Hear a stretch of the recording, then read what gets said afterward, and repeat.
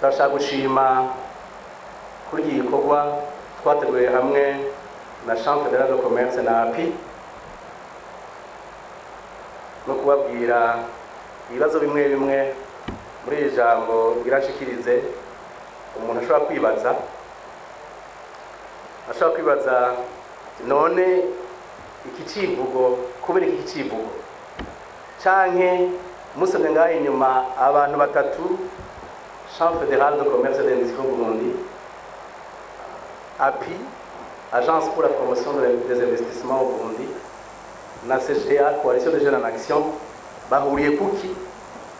Kindi kibazo umuntu ashobora kwibaza nirihe tandukaniro ry'iri koraniro hamwe n'ayandi makoraniro canke mbega Coalition des jeunes en action canke urunani rugwaruka ku bikorwa bisobanura iki, nirihe hishurirwa bafise canke nihe migambi bafise. Iki civugo ku mwaka ishirahamwe ndongoye twamudutegura ikoraniro ryerekeye iby'uburongozi bwiza, ryerekeye ukuntu rwaruka mu kwitegura neza kazoza, mu kwitegura kuba indongozi nziza, mu kwitegura kwinjira mu buzima bwa minsi yose kugira bigirire imigambi myiza batarinze kurindira leta canke amashirahamwe y'uburundi twabo. Ico aho igiciro cavuye mu nkurikirane z'ingendo nagize muri uyu mwaka w'ibihumbi 2017 niho nagiye mu gikorwa muri Leta Zunze Ubumwe za Amerika. Iri shirahamwe ryitwa United States Global Leadership Council bumva ko ndahari barampamagara ati utubwire ivy'Uburundi. Ivy'Uburundi tubizi dufise makuru menshi, bamwe batubwira ivyiza abandi batubwira bibi, turakena nawe twumve ico tubwira. Ico genda haca gatoya ndababwira duke kuko umwanya wari mutoya ko sinari ku rutonde, ariko muri uwo mwanya mutoya bararyoherwa cane.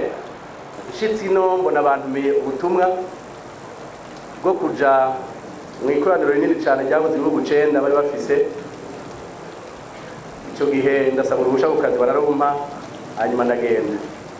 Ariko ico gihe nagiye niteguye, naganiriye nabo muri API, naganiriye n'abajejwe ubutunzi kugira numve by'ukuri kuko mu kazi kanje ka misi yose byose njejwe. Hanyuma fata umwanya wo kuvugana nabo, cangira ko ndabatumira mu ikoraniro twamo dukora ukurikira itashe ku mwaka utashe.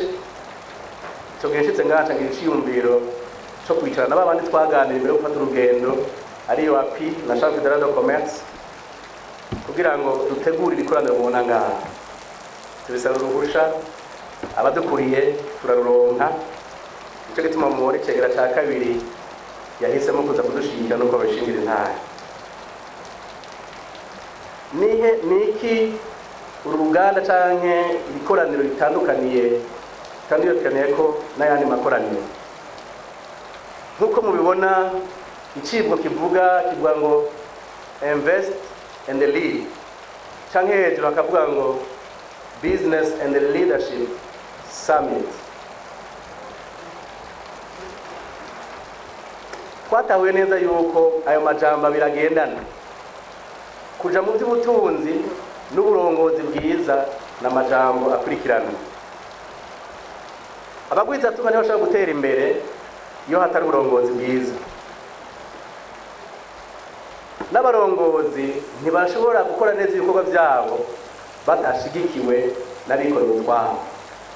Ni byiza rero ko abo bantu iyo migwi ibiri bicarana hamwe, kigira hamwe ukuntu bokora ibikorwa neza. Bamwe ati mudutegura amategeko meza, mudushigikire, mutuje imbere, mutubere indongozi nziza, hama natwe tubashigikiza ibikorwa byiza no mu kuzana imitahe kugira ngo muri politika yanyu mworoherwe. Kugira ngo duhurire hamwe nuko natwe dufise igikorwa cyo gufasha urwaruka na cyane kugira ngo duhimirize urwaruka ruvuye ku mashuri yuko batokwicara ku ntebe y'ishure biyumvira uzobaha akazi ejo, biyumvira aho bazoba abayobozi bakuru, aho bazoba abategetsi, aho bazoja gutwara abandi, ariko bo kwicara biga kugira ngo ivyo bariko bariga mu ishure bibahe ubumenyi buhagije n'integuro ihagije kugira ngo binjire mu buzima bwabo bigira imigambi mito mito y'iterambere ishobora kubashikana ku migambi minini minini, nabo bagashobora gushika ahantu batanga akazi bagazana benshi, bagasahiriza, bakifasha, bagafasha imiryango yabo, bakongera bakunganira leta mu bikorwa byabo bya misi yose.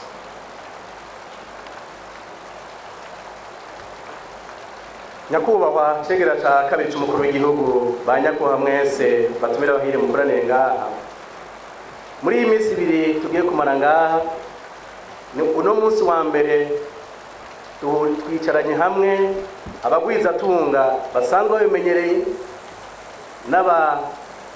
n'urwaruka rufise imigambi rushushe, rufise imigambi, barafise imigambi myinshi, kugira ngo hamwe n'indongozi zisanzwe zimenyera uburongozi n'abarongozi bariko baraduga ico twita les emergents, kugira ngo iyi minsi ibiri turabire hamwe ikicivugo, hama turabe uruhara rw'umwe n'uwundi n'ukuntu twofasha urwaruka ruriko ruraruka gusanga twabateguriye ahantu heza, abarongozi beza, kandi babe abakora ibikorwa vy'iterambere vyiza. Muri abatumire ngaha harimo indongozi, harabavuye mu gisirikare, harabavuye mu gipolisi, harabacamanza, hari indongozi, harabavuye muri administration, harabavuye muri education, harabavuye mu kumenyesha amakuru muri media, harabavuye no muri secteur privé bakiri batoya n'abamenyereye, kugira ngo muri iyi minsi ibiri iri imbere dufashanye, dushikirane, twese duhurize hamwe ku kigo kimwe cyo guteza imbere igihugu cacu catwibarutse. Kuri uwo munsi haba umwanya yuko abashitsi bacu bagira umwanya wo kutwereka ibyo batuzanira batwereka, ariko imbere yaho nuko nyakubahwa mu cegera c'umukuru w'igihugu ca kabiri c'umukuru w'igihugu banaje mu bikorwa, Chambre fédérale de commerce iraza kuvuga ibikorwa bakora abantu babimenye.